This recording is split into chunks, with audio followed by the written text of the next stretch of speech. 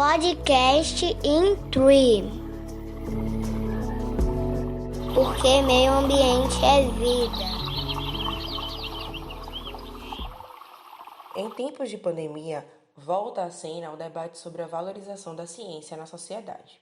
Para o professor titular do Instituto de Biologia da UFBA, Charbel Elhani, é preciso abordar o assunto por diferentes ângulos. Coordenador do Instituto Nacional de Ciência e Tecnologia em Estudos Intertransdisciplinares em Ecologia e Evolução, o INCT-INTRI, Charbel não é simpático ao cientificismo. Defende que a pandemia requer uma abordagem integrada entre os diferentes campos do saber, científicos e também não científicos. A complexidade do assunto rendeu longas conversas com o cientista, um bate-papo que chega até você através de uma série de podcasts. Hoje, Bruna Amorim, apresenta o primeiro episódio, trechos de uma conversa sobre valorização da ciência e pandemia. Muito obrigada, professor, por estar aqui com a gente no podcast Intrui. Professor, como o senhor avalia um discurso recorrente na atualidade de que a pandemia tem contribuído para a valorização da ciência? Eu considero haver um papel positivo na valorização social da ciência nos tempos de pandemia, num contexto como brasileiro, também no contexto como norte-americano, por conta do negacionismo científico. Então, chamar a atenção para o papel que a ciência tem, eu acho que foi uma coisa importante nesse momento. Mas, por outro lado, não dá para ver só essa perspectiva, como alguns cientistas vieram à mídia falar, porque, de um lado, há uma diversidade de campos científicos, uma pluralidade interna da ciência. E as ciências que têm sido mais valorizadas nesse momento são as ciências biomédicas.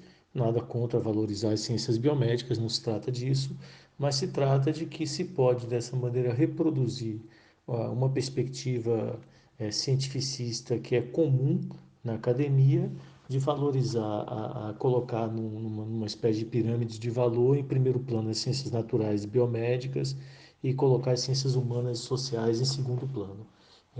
Então, eu tenho argumentado, inclusive publiquei tanto no blog Darwinianas, como na revista Ethnobiology and Conservation, um artigo com meu aluno de mestrado, Virgílio Machado, e colega de trabalho, chamando a atenção para a necessidade de uma visão integrada sobre a Covid-19 que seja de caráter interdisciplinar e que ela, portanto, implique uma valorização dos mais diversos campos científicos, né?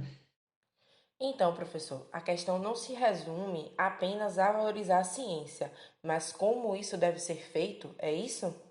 A gente supõe, às vezes, do ponto de vista da academia, um pouco ingenuamente, que trazer a ciência para a sociedade necessariamente será uma coisa boa e resolverá problemas. No entanto, tem uma série de estudos mostrando, eu citei particularmente um do Dan Sarevitz, mostrando que muitas vezes a ciência, quando chega na sociedade, piora as controvérsias. Por quê?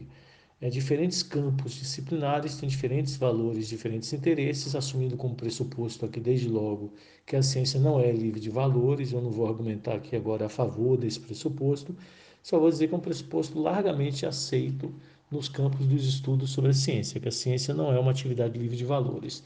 Não sendo uma atividade livre de valores, ela envolve então uma interação entre valores e interesses e as práticas científicas. E assim como as práticas científicas variam de campo a campo, os valores e interesses das diferentes comunidades científicas também variam. Isso faz com que a ciência, do modo que é interessante, por um lado, forneça diversas perspectivas sobre os fenômenos que estuda. No entanto, também implica que no seu uso político, ah, diferentes campos das disputas políticas podem se apropriar dos achados da ciência, possivelmente também de diferentes campos, mas não necessariamente, às vezes até do mesmo campo, para defender suas próprias posições e passar então a defender que os lados que eles assumem nos debates sociopolíticos são apoiados cientificamente. Ora, se no debate sociopolítico todo mundo tiver apoiado cientificamente, a ciência termina por piorar os debates do que e as controvérsias sobre a solução de questões socioambientais, por exemplo, do que melhorar, né? Do que trazer uma contribuição. Em que situações a gente observa isso, professor? E como fazer diferente?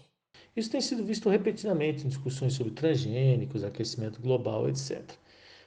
Dessa perspectiva, se a gente valoriza a ciência tendo em vista a necessidade de um olhar integrado e interdisciplinar, o que implica que a gente, ao abordar um problema como, por exemplo, a Covid-19, a gente vai ter que construir comunidades epistêmicas estendidas, que elas vão para além das comunidades disciplinares. E nessas comunidades epistêmicas estendidas, uma série de valores e interesses que parecem não ser passíveis de debate ou de menor debate dentro, ou são objetos de menor debate dentro de cada campo disciplinar, podem passar a ser muito debatidos quando ciências sociais, biólogos, pesquisadores em educação, químicos, etc., todos se encontram numa comunidade epistêmica estendida.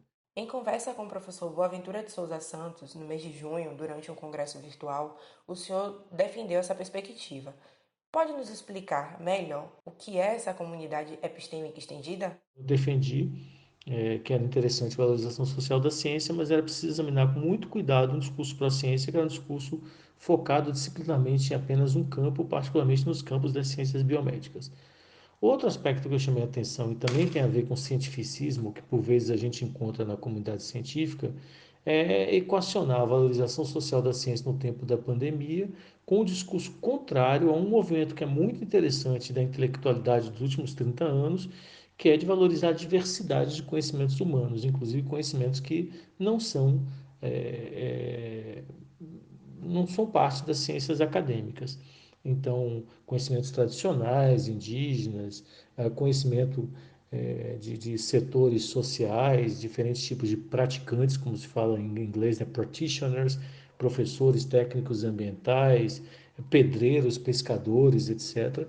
Então, valorizar a ciência é interessante em tempos de pandemia, mas tomar cuidado para não valorizar excessivamente a ponto de isso virar uma desvalorização cientificista das outras formas de conhecimento. Isso tem acontecido. Então, aqui no Jornal Público aqui de Portugal, por exemplo, saiu um texto louvando a valorização da ciência na pandemia, que dizia que quase todo o progresso que ocorreu na história da humanidade havia sido devido à ciência. Ora, isso é um cientificismo imenso.